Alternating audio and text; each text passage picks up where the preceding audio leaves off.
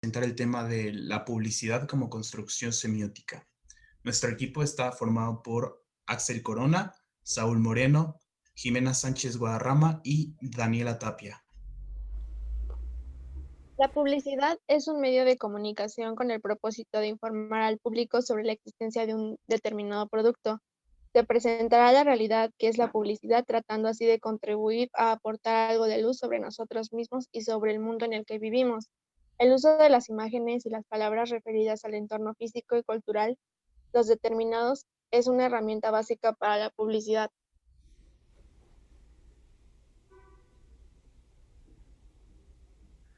El incremento de competitividad debido a la globalización ha hecho que las campañas publicitarias sean más agresivas y se enfoquen un poco más en el entorno social y cultural de la gente.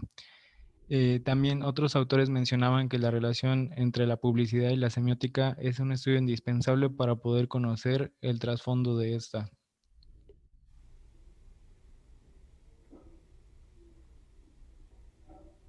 Bueno, entrando al primer tema en la lectura, las imágenes como fundamento para la construcción del sentido. Roland Barthes menciona que, bueno, la función semiótica en las imágenes y en el discurso tienen un fuerte peso para las decisiones de compra en los destinatarios.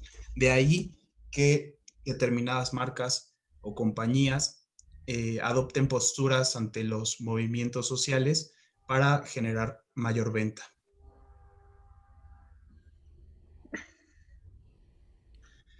También Roland Barthes menciona que la sociedad industrial forma consumidores que no calculan. Para sesgar esta conciencia contable del comprador, es necesario extender ante él y ante el objeto, un velo como de imágenes, de razones y de sentidos que alienten al inconsciente del sujeto para que él realice sus compras.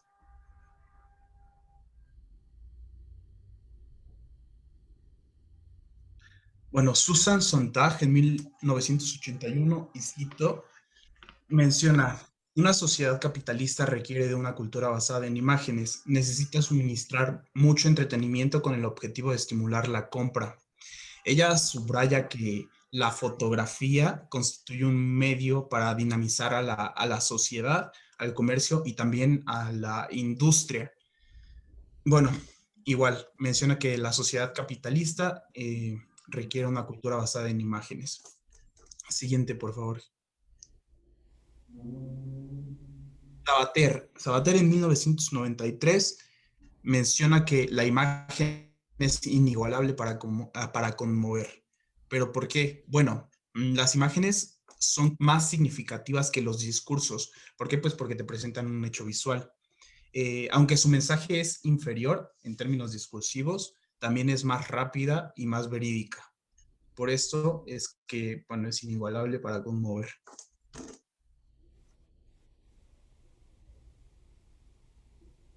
Caballero en 1943 menciona que bueno, el paisaje tiene un amplio valor simbólico, ya que los espacios se convierten en significantes de las vidas de las personas que viven en determinado lugar. Y esto se ve reflejado pues, en las costumbres sociales y en sus tradiciones también.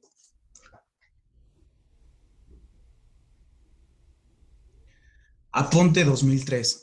El contexto físico es fundamental para la personalidad y la identidad. Bueno, su postura está basada en el argumento de que el contexto físico es fundamental para desarrollar el pensamiento y la creatividad del ser humano. Esto sirve como base para determinar la personalidad, la identidad, la manera de actuar, pensar y sentir de los habitantes de determinada región. Finalmente, Gregory en 2002 menciona que el hemisferio derecho es lúdico, pero ¿por qué? Bueno, él dice que la zona derecha del cerebro es lúdica, ya que alberga los símbolos propios del espacio físico. Este contexto físico contribuye a formar el carácter, la personalidad del individuo, y esto se ve reflejado igual en toda sociedad.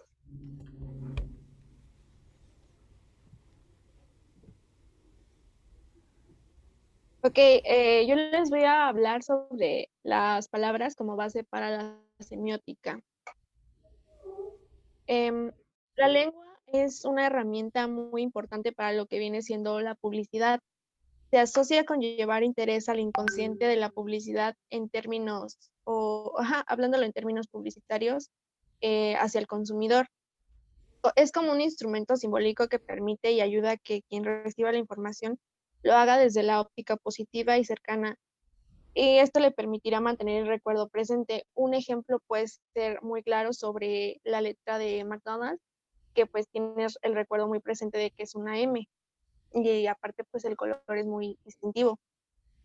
La semiótica es una herramienta que también ha sido utilizada de manera teórica para pues estudiar los lenguajes sígnicos de manifestaciones culturales. Por ejemplo, la arquitectura, la medicina, la pintura, el cine, la escultura, la literatura, los juegos, el teatro, la vida cotidiana, las festividades, la religión, la televisión, la publicidad, entre otros muchos. La semiótica se ocupa de todo aquello que pueda ser considerado como signo. Y el signo, perdón, es cualquier cosa que pueda considerarse un sustituto de cualquier cosa, es decir, se emplea para representar algo. La semiótica es flexible y abierta, tanto que permite los estudios acerca del discurso publicitario, además de que ayuda a descubrir mensajes verbales simbólicos e icónicos que pasa como desapercibidos en otras metodologías. La semiótica tiene en cuenta la ideología, la cultura, el poder, el nivel educacional, la mentalidad, las expectativas, tanto del emisor como al público al cual se ha transmitido el mensaje. Las prácticas lingüísticas arrojan como resultado prácticas significantes que están relacionadas con sistemas históricos. En el caso de los significantes, son expresiones sociales que forman parte de un signo, que dependen del contexto y también dependen de la época en la que se está llevando a cabo. Em, Siguiente, por favor. El léxico es una porción del plano simbólico, en este caso del lenguaje, que corresponde a un conjunto de prácticas y técnicas. Dependen del caso de las imágenes de cada signo, corresponden a un corpus, y el corpus se puede decir que hace referencia a las lenguas de signos que se caracterizan por un conjunto de videos procedentes de todo el territorio con el fin de otorgar a los investigadores el poder de documentar las comodidades y la rapidez y seguridad en el estado actual de una lengua. Siguiente, por favor. La imagen estará constituida por una arquitectura de signos extraídos, de una variable de léxicos y dialectos, y por muy profundo que sea el signo, seguirá estando codificado. O sea, se va a identificar por muy, pues sí, escondido, muy codificado, este va a ser identificado. Ok. Existen vínculos entre los signos y los comportamientos sociales, ya que los signos son una expresión de la psicología social. El hablar de cierta manera o de manera fluida, por así decirlo, facilita las cosas en las que respetan las relaciones con quienes nos rodean. Por ejemplo, cuando hablo de manera o se habla de manera fluida, las personas te comienzas a diferenciar con el resto, influye sobre los demás, haces que te acepten y te favorezcan en ciertos aspectos. Pareciera ser el razonamiento instintivo del hablante. Esto es un hecho probable desde el punto de vista de la experiencia cotidiana. La adaptación lingüística debe entenderse como parte del instinto de supervivencia, es decir, que hablar de cierta manera en determinado lugar en el que se desarrolla la comunicación es de manera de identificarse con el entorno, las personas y quien lo habita. Por ejemplo, en la publicidad muchos textos emplean determinadas estrategias con base al dialecto para que el destinatario interprete en el sentido que considere. Podría decirse que lo dejan a la interpretación de cada individuo. La publicidad imita los modos de comunicación próximos, es decir, se trata de imitar y hablar como el ama de casa con el mismo lenguaje que éstas utilizan. También intenta hablarle al ejecutivo o a la secretaria como su director o como su colega. Trata a cada uno de nosotros como su amigo o su superego, como con una voz interior o una forma de poder confesarse. De este modo produce allí donde no lo hay, los productos, la intimidad, según un verdadero proceso de simulación. Las variantes sociolingüísticas contribuyen a que el público se identifique con el mensaje, además de que se sabe que al manifestar o imitar de tal forma tan exacta la manera en que hablan algunas personas, los medios de comunicación transmiten un mensaje que, lejos de servir como un modelo educativo para el público, los hace sentir o los hace percibir como si esto pues les hiciera pensar que tienen como un, una influencia hacia el público, ya sea de manera de su sexo, la religión, sus clases sociales o la edad. Por ejemplo, las palabras clave como keywords que se emplean en publicidad dependiendo de la cultura o el grupo social al que es dirigido el mensaje. De ese modo, la frecuencia de las entradas como casa, hogar, sentirse limpio, economía, cuidarse el cuerpo, secreto, piel, familia, entre otras muchas, son como una especie de propias entradas hacia los anuncios femeninos, que se presentan muy esporádicamente en los anuncios dirigidos hacia los hombres, porque pues a pesar de que estos anuncios cada vez intentan como hacer una diferencia hacia el género, para evitar de dicha manera el racismo que se intenta erradicar día con día, ha sido como muy criticado en estudios muy específicos y aún así no se sigue erradicando. Por estas razones sociolingüísticas guiadas a llamar la atención de una audiencia en particular hacen que la publicidad use un idioma diferente al del país en el que se realiza el anuncio. Por ejemplo, cuando pasan los productos de Nescafé, los anuncios implican que el público sea objetivo. Por ejemplo, utilizan la palabra como un joven o utilizan a los jóvenes con buena educación o de clase social o de clase media alta para que las palabras como open o de dicha manera de otras formas pueden interpretarse de diversos puntos de vista, establecer con un juego de palabras que funcionan como impulso para mover al receptor hacia el objetivo de interés publicitario. Es decir, que utilizan otro tipo de palabras para que se vayan familiarizando con la sociedad. El inglés posee tres aceptaciones que están voluntariamente implicadas en el anuncio. El open up destapa y abre. El open up 2 se abrió, es como decir, abrió de mente o es tolerante. Es decir, que si la persona que lo escucha no tiene idea de lo que quiere decir, estas palabras en inglés o el significado global que encierra el anuncio publicitario se desenvuelve como una canción pegajosa, es decir, la van a mantener constante mucho tiempo y van a estarlo repitiendo frecuentemente a manera de que estos anuncios o esta publicidad no se les olvide. Incluso hace más real el ambiente y conectado con la dominación originaria del café, es decir, hace referencia a que a través de la representación la publicidad suplanta la necesidad de calor humano. Esto explica por qué el calor es la cualidad más sobresaliente para la opinión social, perdón.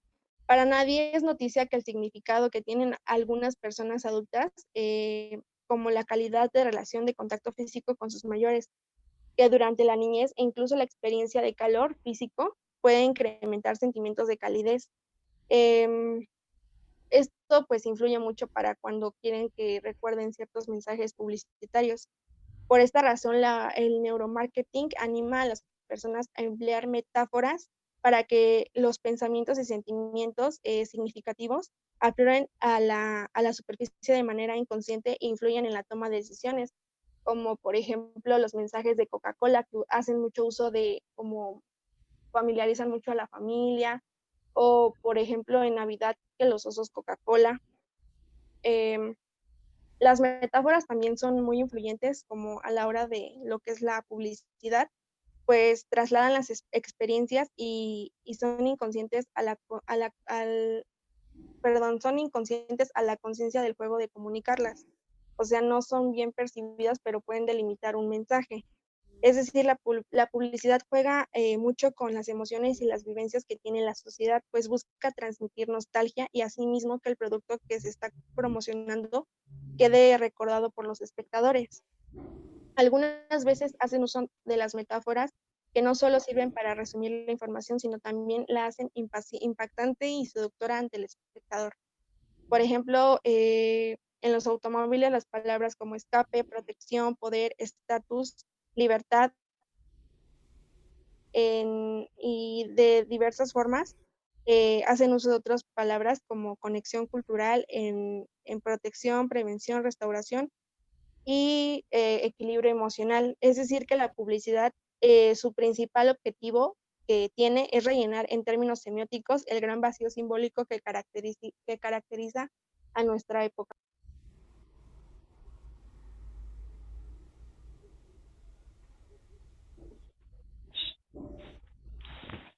Aquí tuvimos un poco de fallas técnicas, pero las diapositivas continuarán.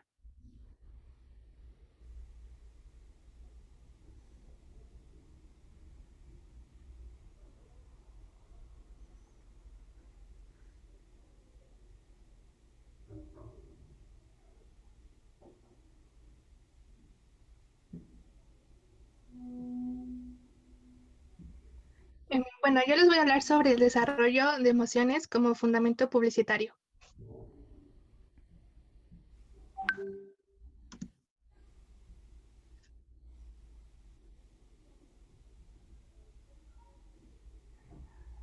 Como mi compañera anteriormente mencionó, el neuromarketing es una disciplina de la mercadotecnia que analiza procesos cerebrales. Se apoya en la neurociencia y sirve para conocer las motivaciones de las personas a la hora de tomar decisiones y aprovechar esa información para promover la compra de cierto producto. Nosotros somos seres emocionales, ya que al ser receptores, representamos el mundo a través de percepciones internas y externas. Es por eso que los 5 sentidos toman un papel sumamente importante, funcionando como una interfaz entre nosotros, los seres humanos, y el entorno que nos rodea. Braidot mencionaba que la percepción sensorial determina el posicionamiento de los productos, servicios, marcas, comportamientos y aprendizajes del consumidor. En otras palabras, son aquellas manifestaciones que se activan por debajo del umbral de nuestra conciencia, pero que nosotros no registramos. Un producto puede definirse como una construcción cerebral. La visión que el consumidor tiene de cierto producto, como se mencionó anteriormente, depende de factores internos y externos. Por ejemplo, cualidades físicas del producto, su precio, la publicidad y por otro lado, la experiencia del cliente, su personalidad, su historia, valores y por supuesto su estilo de vida. Las emociones constituyen el argumento para la existencia de las marcas. Se han realizado estudios que avalan dicho suceso y se analizan emociones específicas. Anteriormente se creía que el cerebro tenía una parte libre de emociones al momento de adquirir algo, pero se descubrió que este toma decisiones guiándose únicamente con la marca e ignora el precio y su función. El cerebro actúa de modo diferente con una marca conocida a una que no. Esto ocurre principalmente porque hay una parte del cerebro llamada neocórtex, encargada de la reflexión y del raciocinio. Cuando hay un producto y existe una relación entre nosotros y él, se relaja la actividad y baja su nivel de activación. Es por eso que ahorra energía y activa la zona de emociones, facilitando la acción instintiva por parte del consumidor. El éxito de la publicidad está determinado en gran medida por su facultad para activar dos partes del cerebro, que es el sistema límbico, que tiene que ver con las emociones, y el cerebro reptiliano, que es encargado de controlar las conductas instintivas y las necesidades primarias, como por ejemplo el hambre, los deseos sexuales y la temperatura corporal. El ser humano es un ser social y todo el tiempo estamos tomando decisiones, pero en ocasiones al ser tan rápido ignoramos las ventajas y desventajas de estas. Además de que nuestras decisiones están conectadas a diferentes regiones del cerebro y surge una lucha entre los centros emocionales y racionales.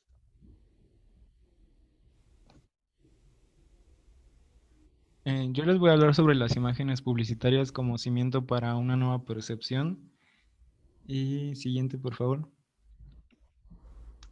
Bueno, aquí nos explica cómo la publicidad juega un papel sumamente importante para las referencias del ser humano con respecto a las marcas y todo eso, ya que este permite que se relacione con su entorno y implanta una ideología en cuestión de moda, economía y el pensamiento humano en general.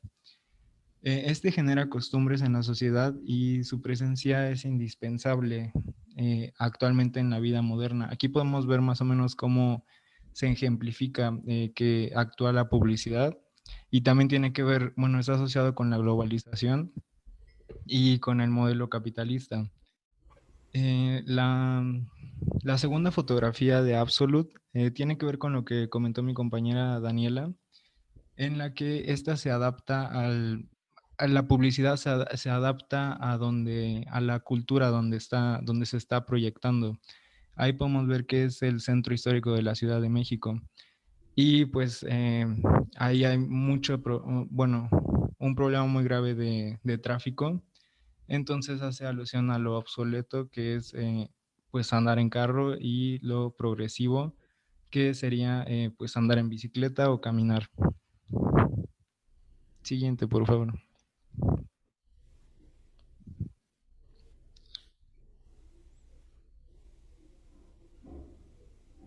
Algunos autores han señalado que ya no hay socialización como tal, sino que estos centros de socialización se han convertido bueno, en centros de intercambio económico y puse algunos ejemplos.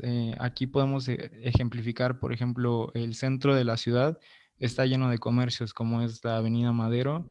Igual, cuando piensas a ir a un lugar a divertirte o recreativo, pues también un punto de referencia podría ser una plaza, el cual está lleno de comercios y todo se basa en consumo, en consumir para poder, pues como que obtener una satisfacción o ir al cine, incluso en la misma calle, todo está lleno de comercios, de puestos. Entonces esto es lo que señala los autores, eh, que ya todo está como muy comercializado y no hay como tal lugares hoy en día con la modernización que sean plenamente para la socialización. Siguiente, por favor.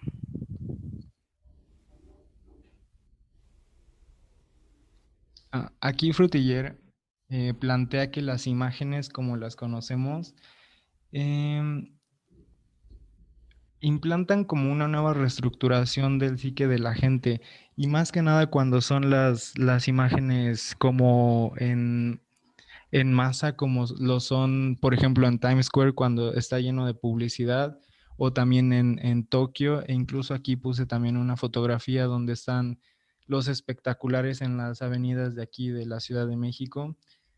Este bombardeo de información y de publicidad ocasiona que se le atrofien, bueno, que no se pueda como relacionar bien lo que te plantea la publicidad, sino que solamente ya vas al ámbito de consumo.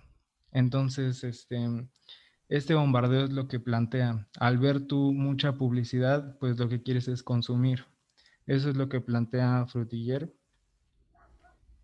Y siguiente, por favor.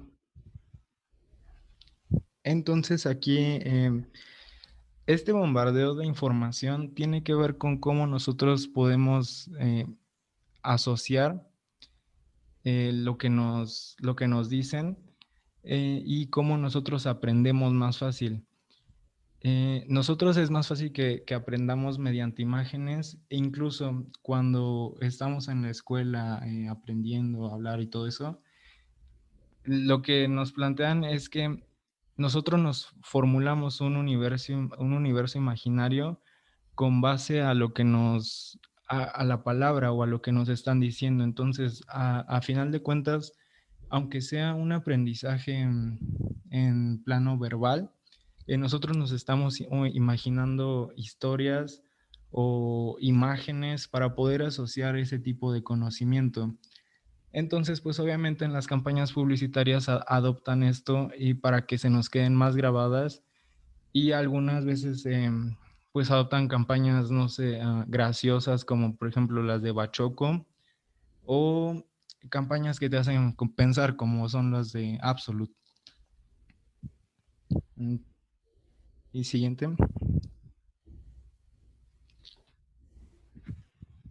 Bueno, para concluir, la publicidad se apoya de distintas disciplinas sociales como la psicología, sociología, antropología, estadística, economía, estética, entre otros. La semiótica ofrece información indispensable sobre recursos simbólicos, visuales y verbales que intervienen en el proceso y funcionalidad de la publicidad, logrando mover las emociones de los destinatarios.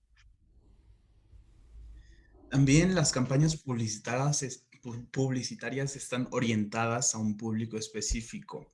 Esto con la capacidad de que el destinatario descifre el mensaje fácilmente, identificándose según su contexto. Y la publicidad es un reflejo de la realidad, ejerciendo su influencia sobre ella, perteneciendo al mundo que nos rodea. Muchas gracias. Esta fue la exposición del equipo número 1 de publicidad y hasta pronto.